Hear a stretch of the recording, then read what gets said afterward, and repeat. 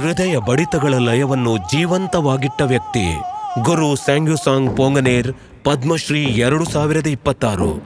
ಒಂದು ಕಾಲದಲ್ಲಿ ಜಗತ್ತು ಬೇರೆಯೇ ಲಯದಲ್ಲಿ ನಡೆಯುತ್ತಿತ್ತು.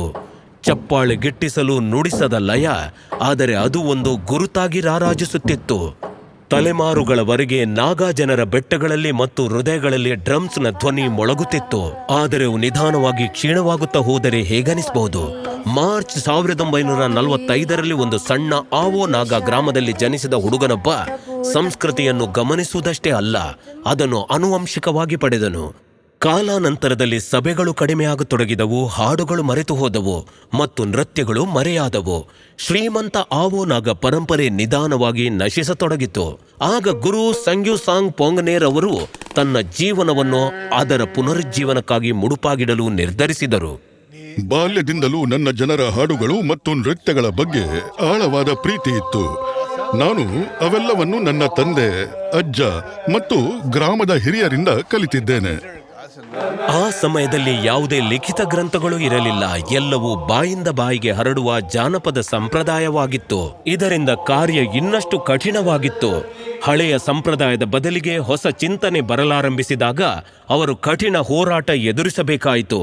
ಅವರು ಯಾವುದೇ ಆರ್ಥಿಕ ಸಹಾಯವಿಲ್ಲದೆ ತಮ್ಮ ಸ್ಥಿರವಾದ ಕೆಲಸವನ್ನು ಬಿಟ್ಟು ಪ್ರತಿ ಹಳ್ಳಿಗೆ ಹೋಗಿ ಪ್ರದರ್ಶನ ನೀಡಲು ಪ್ರಾರಂಭಿಸಿದರು. ಇದಕ್ಕಾಗಿ ಅವರು ಸಮಾಜದಿಂದ ಆಗಾಗ್ಗೆ ಅಪಹಾಸ್ಯಕ್ಕೊಳಗಾಗುತ್ತಿದ್ದರು.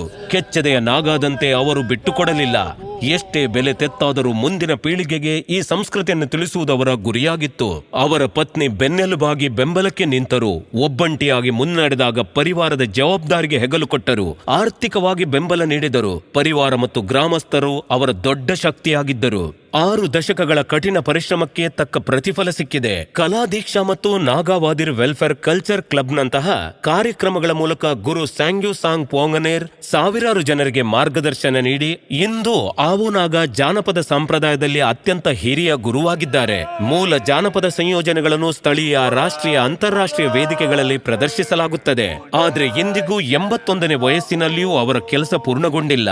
ಕಲಿಯ ಬಯಸುವ ಪ್ರತಿಯೊಬ್ಬ ಯುವಕನಿಗೂ ನನ್ನ ಮನೆ ಬಾಗಿಲು ಸದಾ ತೆರೆದಿರುತ್ತದೆ.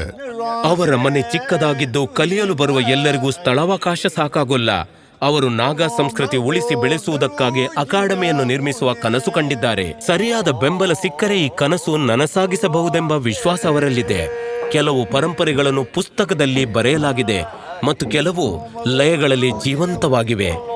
ಈ ನಗಾರಿಗಳು ಪ್ರತಿಧ್ವನಿಸುವವರೆಗೆ ನಾಗಾ ಸಂಸ್ಕೃತಿ ಮತ್ತು ಒಬ್ಬ ಮನುಷ್ಯನ ಬೋಧನೆಗಳು ಶಾಶ್ವತವಾಗಿ ಉಳಿಯಲಿದೆ. ಗುರು ಸ್ಯಾಂಗ್ಯುಸಾಂಗ್ ಪೋಂಗನೇರ್, ಪದ್ಮಶ್ರೀ 2026. ಕೋಟಿ ಕೋಟಿ ನಮಸ್ಕಾರ.